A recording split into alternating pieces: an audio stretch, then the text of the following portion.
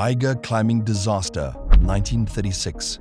In July 1936, 4 climbers stood at the base of the north face of the Eiger, staring up at one of the most dangerous and unforgiving rock walls in Europe. Known as the Murder Wall, it had already claimed the lives of many others who had dared to try. But for these climbers, the challenge was irresistible. Only one of them would make it back down, but not the way you'd expect. Before we dive into the events on that fateful day, let's look at the mountain that made the story legendary. This wasn't just any climb. The Eiger is a 3,967-meter peak, about 13,000 feet, sitting in the Bernese Alps of Switzerland. It's part of the infamous Three Sisters trio, the Eiger, Monk, and Jungfrau. The village of Grindelwald is at the foot of the Eiger, and the village is surrounded by mountains, but none are as imposing as the Eiger. Its north face is massive and rises sharply from the valley. The mountain dominates the landscape, and the north face of the Eiger is where the real challenge lies. Climbers talk about a north face as the toughest, coldest, and most dangerous side of a mountain. It gets the least sunlight, and it's where most climbers fail. And the weather? It can change in an instant.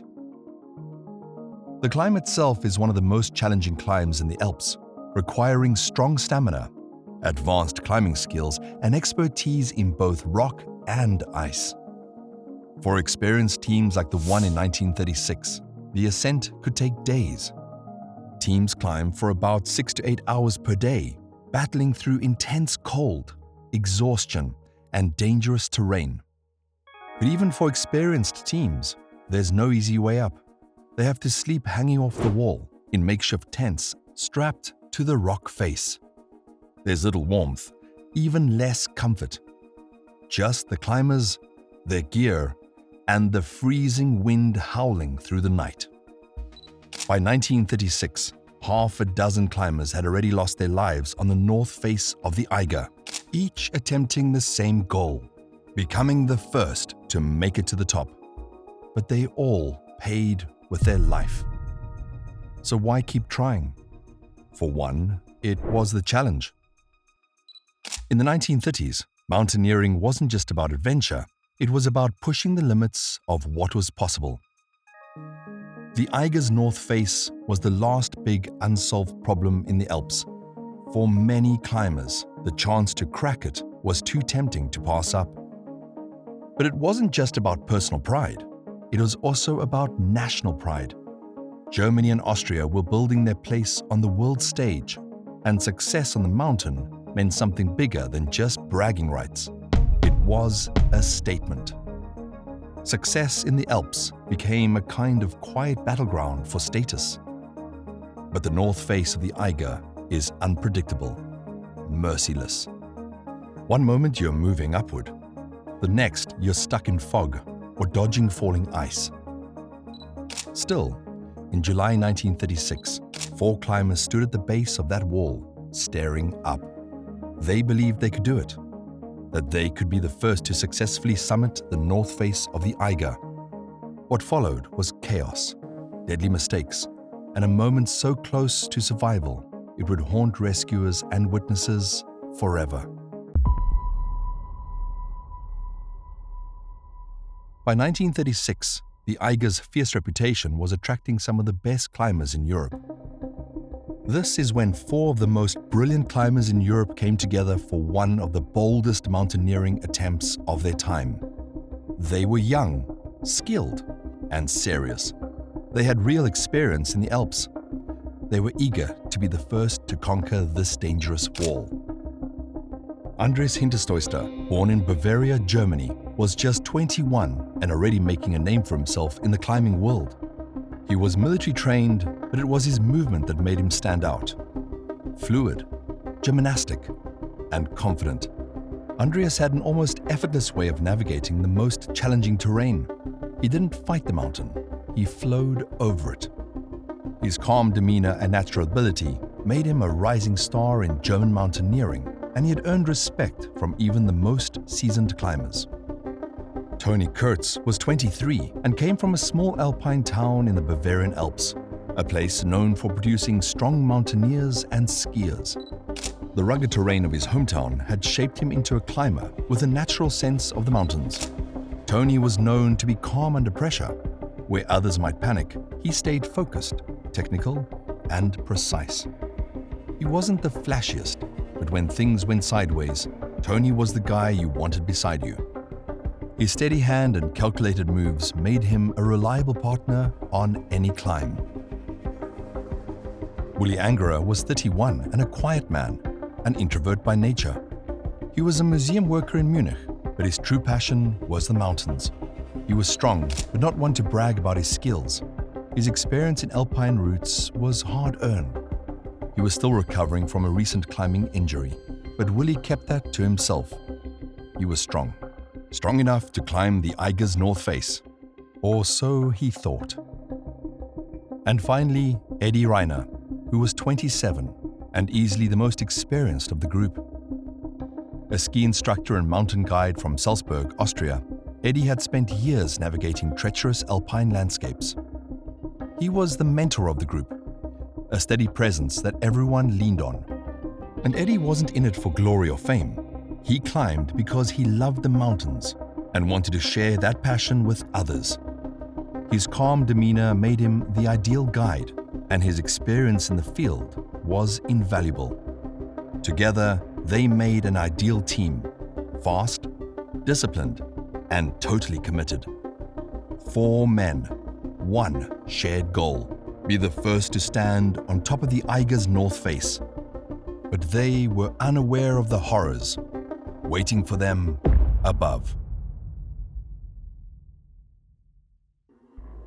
On July 18, 1936, they made their way to the mountain.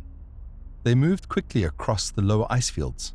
From a distance, the long snow ramps leading to the base of the wall looked gentle, but up close, they were very steep, slippery, and treacherous. The team made good progress, and soon they encountered the first obstacle, a smooth exposed slab of rock with no obvious handholds, just polished limestone and gravity. It's the kind of section that turns most climbers back. Andreas, always bold, pulled off something courageous. He traversed the rock using a tension traverse, a kind of sideways rope maneuver where you swing across the wall like a tightrope walker with safety ropes anchored behind you. He made it across, fixed the rope, and the others followed. That move became legendary. It's now known as the Hinterstoisser Traverse.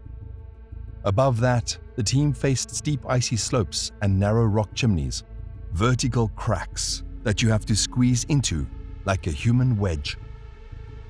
Every step forward meant hammering metal nails into the rock, which they could then anchor the ropes to. But this took time and energy. By late afternoon, they had passed several of the most dangerous lower sections of the climb. From below, it looked like they were cruising. But up on the wall, the first signs of trouble were starting to show. The weather was changing. High on the Eiger, storms can move in fast. Clouds roll in and visibility disappears. Snow starts falling sideways. And that's exactly what happened. The team was caught out as the first squalls hit the wall.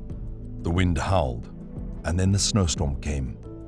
They bivouacked for the night somewhere near the first ice field. No tents, just sitting on the freezing ledge halfway up the cliff, with the wind tearing at them. And that's when things got even worse. Willi wasn't doing well. His old injury was getting worse. He was in pain. His pace was slowing. By morning, the team was faced with a choice: push on through worsening weather with an injured teammate, or retreat and risk losing the hard-earned progress they had made. They chose to retreat. But turning back would prove far more dangerous than they'd imagined. By July 19, everything had changed. The weather closed in fast. Whiteout conditions set in, and storms showed no signs of letting up. Willie's condition was worsening. He was hit in the head by falling rocks, and he was now having difficulty standing and drifting in and out of consciousness. He couldn't move quickly or steadily. The rest of the team had to help him with every move as they tried to get down. And then they reached the traverse where Andreas had shown his bold gymnastic skills. But they'd removed the ropes Andreas had set during their ascent, so they were stuck. This was standard practice back then. You didn't leave gear behind. But now, in the middle of a snowstorm, there was no way to repeat that move. The rock was iced over, visibility was near zero, and the slope was way too dangerous to cross without a rope. Andreas tried to set a rope there for over 5 hours, but realized it was impossible. If they had left the rope there earlier, getting down would have been straightforward. They had to find another way down. The only option left was a more technical, far more dangerous descent. They had to rappel down a series of steep ice gullies and exposed rock pitches, narrow, vertical chutes with cliffs on either side, and constant danger of rocks and ice falling from above.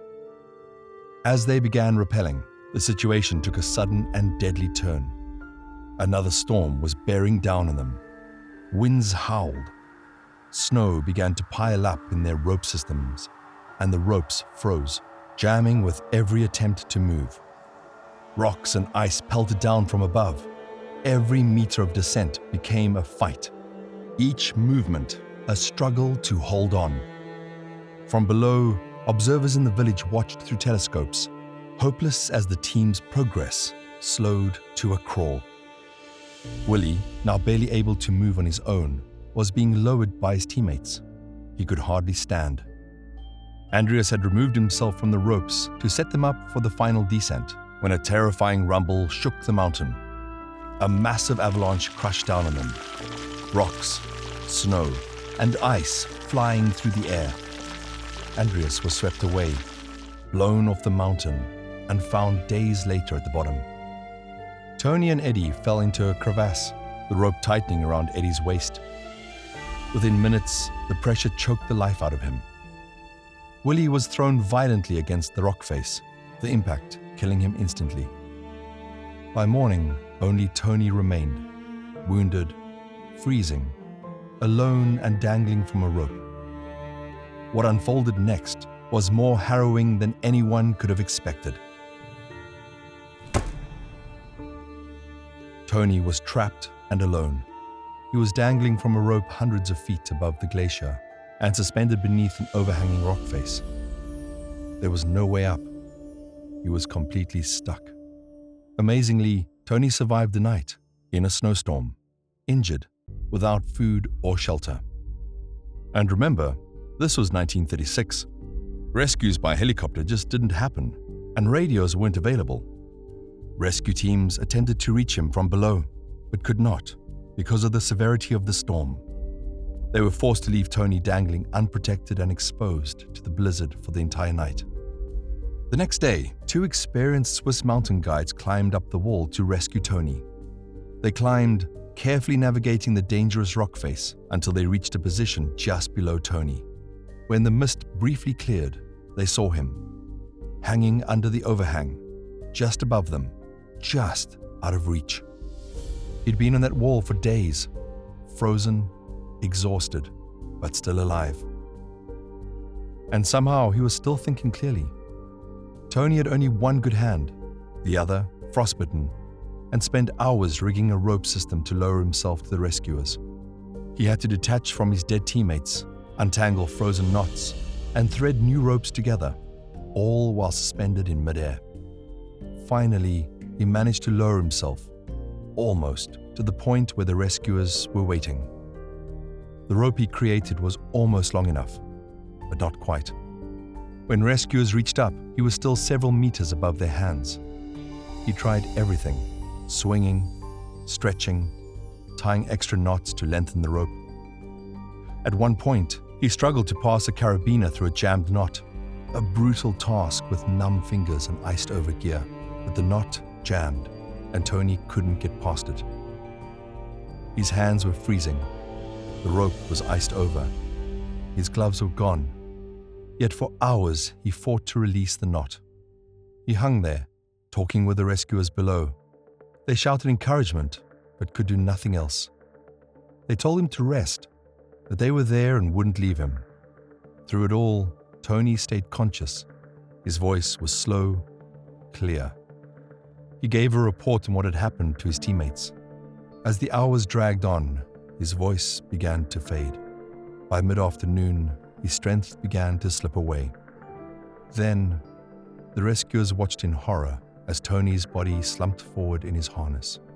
His final words were simple, quiet. "I can't go on." And just like that, Tony died on the wall, just meters from rescue. His body remained hanging there until the next day, when it was finally recovered and lowered to the glacier below. It was the closest anyone had come to surviving the north face of the Eiger. And still, it wasn't enough. Tony's final hours weren't just tragic.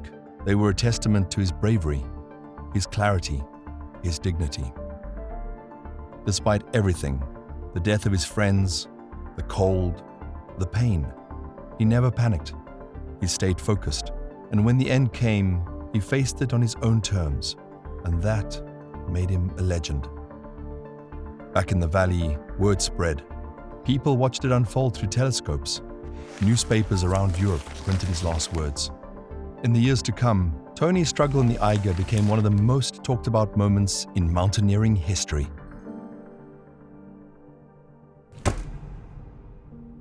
When the disaster finally came to an end, it left more than just grief.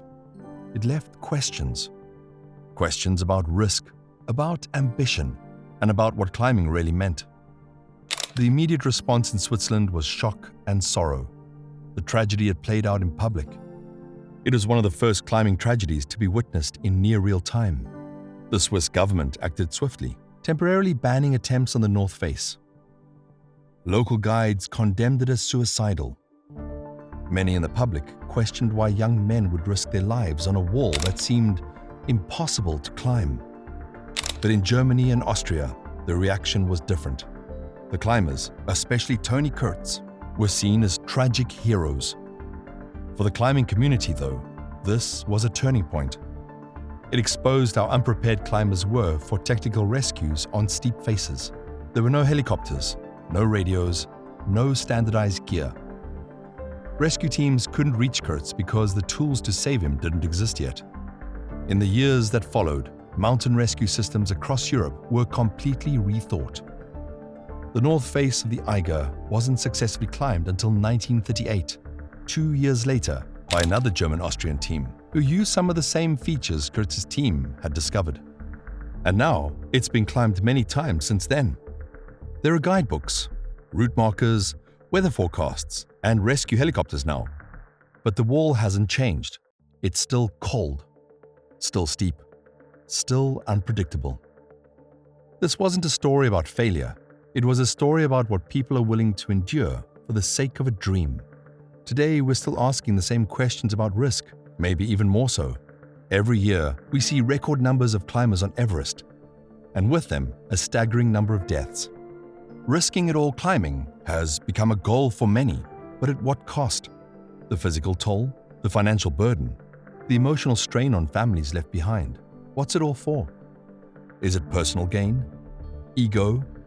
A need to conquer something, anything, at any cost? The climbers of 1936 showed the world the brutal cost of ambition. And yet, decades later, we're still asking the same questions and facing the same risks. This is Mountain Mayhem, real stories told by a real narrator, with a kind of depth you won't find in most videos out there. If you're into true climbs, chaos, and courage, hit subscribe. We've got more mayhem coming.